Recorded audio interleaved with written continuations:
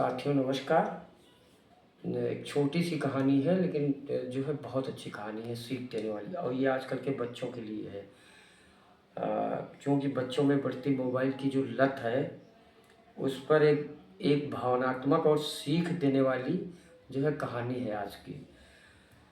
तो एक छोटी सी कहानी है, खोया हुआ बचपन इस कहानी का नाम है।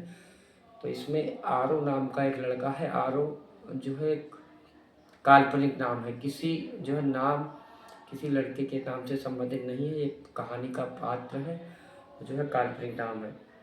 तो एक छोटे से कस्बे में आरो नाम का एक 12 साल का बच्चा रहता था। वह बहुत होशियार था, हर काम में आगे रहता था, खेल कूद में भी, पढ़ाई में भी। लेकिन एक दिन उसके पापा ने उसे जन्मदिन पर एक नया मोबाइल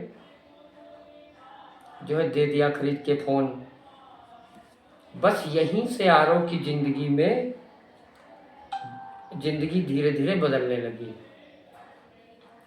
अब हुआ क्या, शुरुआत में वह मोबाइल पर कार्टून और गेम खेलता था, लेकिन धीरे धीरे वह इंस्टाग्राम पर वीडियो बनाने लगा, फ़ोटो डालने लगा, रीलें देखने लगा। अब हर दिन घंटों मोबाइल में खोया रहता। किताबें उसने अलमारी में बंद कर दी और सिर्फ दिखावे के लिए जब उसके पापा आते तो किताबें खोल के बैठ जाता, और जब पापा चले जाते उसके पापा मम्मी फिर किताबें अलमारी में बंद कर देता। तो ऐसे क्या हुआ, उसके दोस्त भी सारे बंद हो गए, दोस्तों के साथ खेलता भी नहीं।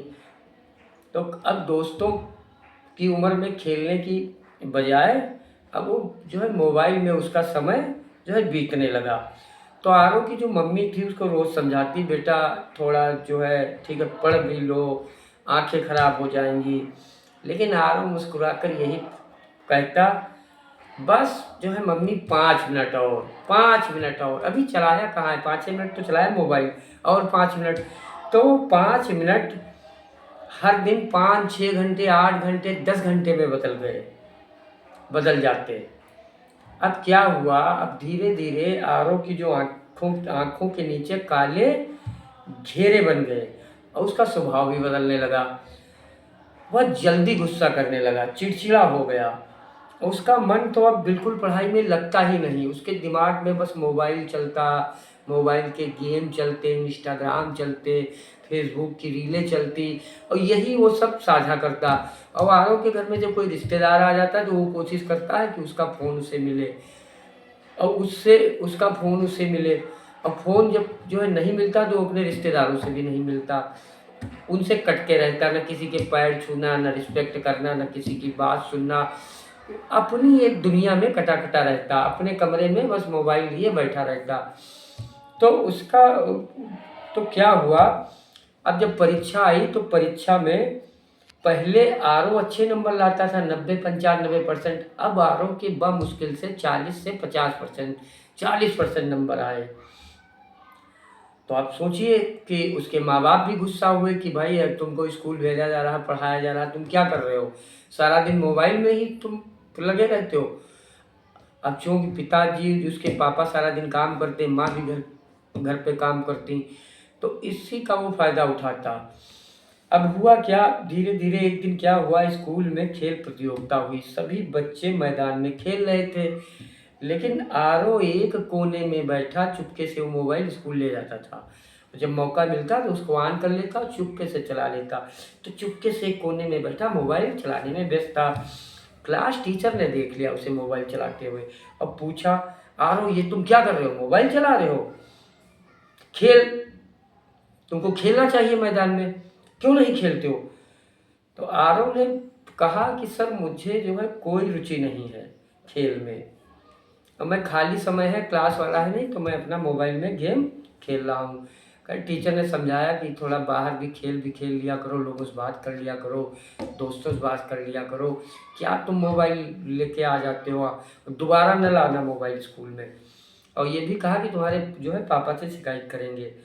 तो उसने क्या किया, मोबाइल स्विच ऑफ करके जो है रख लिया, एक कोने में बैठ गया, लेकिन खेल प्रतियोगिता मैदान में जो है नहीं गया। अब क्या हुआ,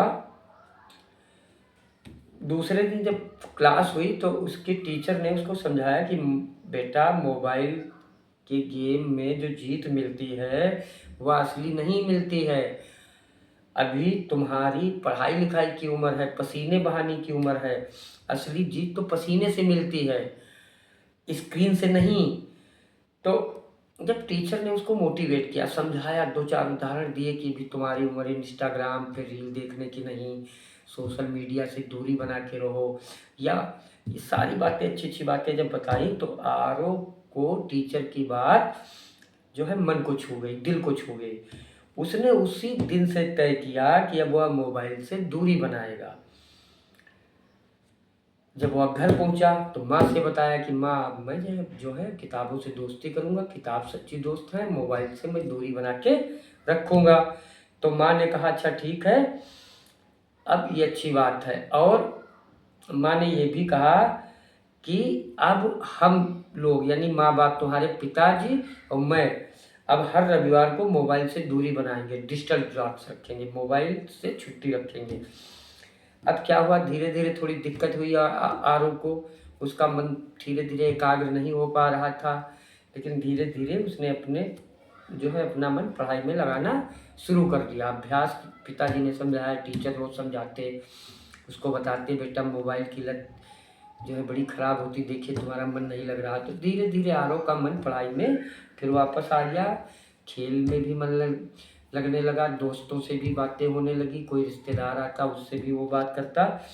तो धीरे धीरे आरव की जिंदगी वापस लौट आई, बचपन वापस लौट आया। अब वह खुश रहने लगा, दोस्तों के साथ खेलता, पहले की तरह मुस्कुराता। कई महीनों बाद जब उसका जो है परीक्षा फल आए, पेपर हुए, कई महीनों बाद जब रिजल्ट आया, तो आरव ने फिर से अपनी उपलब्धि हासिल कर ली, 90% अंक हासिल किए। उस समय माँ की आंखों में जब उसने बताया, माँ ने अंक देखे, मार्कशीट देखी, आरव ने बताया, तो माँ की आंखों में आंसू थे। लेकिन इस बार आरव ने गर्व से कहा, माँ मैंने समझ लिया, मोबाइल काम के लिए अच्छा है, पर जब वह हमें चला ले तब वह बुरा बन जाता है। आरव ने कहा कि मोबाइल जब हमें चलाने लगे तब हमारे लिए मोबाइल बुरा बन जाता। अगर मोबाइल से हम सकारात्मक चीज़ें सीखें, थोड़ी देर के लिए चलाएं, तो ठीक है, उससे पढ़ाई कर लें, लेकिन हम उसकी अगर लत बना लें तो गलत है। अब आरव सीख चुका था, आरव समझ चुका था, मोबाइल हमारा साधन है, जीवन नहीं। खेलो, पढ़ो, मुस्कुराओ, क्योंकि असली दुनिया स्क्रीन के बाहर है। धन्यवाद।